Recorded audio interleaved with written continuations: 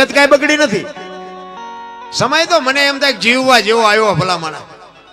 કોઈ મને ભાગ ની કરમ બરમ ની મને કાંઈ ખબર જ નથી પડતી.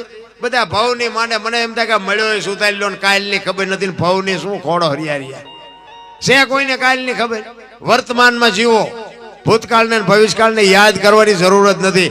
માણસ જન્મે ને 2-2.5 કિલોનો હોય, 60-80-100 વર્ષ જીવે અને મળી જાય ને શમશાનમાં લઈને હળગાવી નાખો અને રેખ્યા ભેળે કરીને જોખો એટલે 2-2.5 કિલો થાય. વાતમાં કાંઈ છે નહીં. મેં ઠેકડા ભરી લીધા મારા રામ, કાંઈ છે નહીં વાતમાં.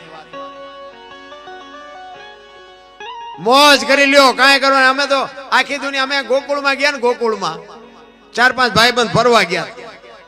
એક બાપુ બેઠા હતા, કૃષ્ણ ભગવાનનો એક નાનો મૂર્તિ ને હિંડોળો ને. તમે અંદર ગયા ને તો કે બેહી જાઓ, એમ બધા બેહી ગયા. એ કે 100 રૂપિયા લાવો. મેં શાના? એ કે કાનુડા ને હિસકો નાખવાના. મેં કીધું અમારા 100 રૂપિયા બગડે ને કાનુડા ની નીંદર બગડે, ભલે હું તો કે તમે નાસ્તિક લાગો. મેં કહું નાસ્તિક છે તેમાં તો દ્વારકા આવ્યો, અહીં કઈ છે નહીં. કાનુડો તમારી ભેગો છે, અહીંયા તમારા હારે કઈ છે નહીં. અમે તો અહીં આંટો મારવા આવ્યા. આવીને આવી દુકાનો નાખી છે બાપુ, કાંઈ છે નહીં વાત. હું તો એમ કહું માને બાપાને 25-50 રૂપિયાની જરૂર હોય ને તો એને આપજો.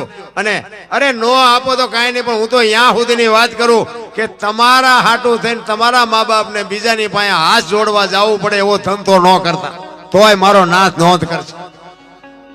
તમારા માટે તમારા મા બાપને બીજાની પાસે જો હાથ જોડવા જવું પડે કે રહેવા દો મારા દીકરાને મારતા નહીં, કે રહેવા દો મારા દીકરા પાસેથી આમ ન કરતા, તેથી સમજી લેજો કે તમારા આ દુનિયામાં તમે એક પાણો થઈને આવ્યા છો, કાંઈ છે એની વાત. દી વાળે એનું નામ દીકરો કહેવાય. દીકરો, પુત્ર, ગગો અને છોકરો, 4 પ્રકારના છોકરા હોય. દી વાળે એનું નામ દીકરો કહેવાય. પૂ નામના નરકમાંથી પિતૃતર્પણ કરી શ્રાદ્ધ કરી મા બાપનું તારણ કરે એનું નામ પુત્ર કહેવાય. ગામમાં કઈ ખરડો થતો કે આમાં હું લખાવો છો, ઉભા રહો મારી બાન પૂછતો હોય, એનું નામ ગગો કહેવાય. અને સડી પહેરીને હુતળી બાંધીને દારૂની કોથળી તોડીને ઊંધા પીડ્યા હોય એનું નામ છોકરો કહેવાય. સિયાખાનાનું નામ છે, જોઈ જોઈએ હવે. હરિશ્ચંદ્ર સગાળ શાન જલારામ બાપુ કોકના દીકરા, કેવડી મા બાપની કમાણી છે કે આ દુનિયા બાપુ 18 વણ જેને યાદ કરે. શું બાપુ આ માએ આ માત પિતાએ શું એના સંસ્કારનું સિંચન કર્યું છે. તમારે મારે તો બાપુ બધા રોદડા રોવાના હેવાયા થઈ ગયા. બાકી વાતમાં કાંઈ અત્યારે તમે જોવો તો માણા કોઈ હેઠે પગ મૂકવાનો નથી, એવો સમય આવ્યો છે.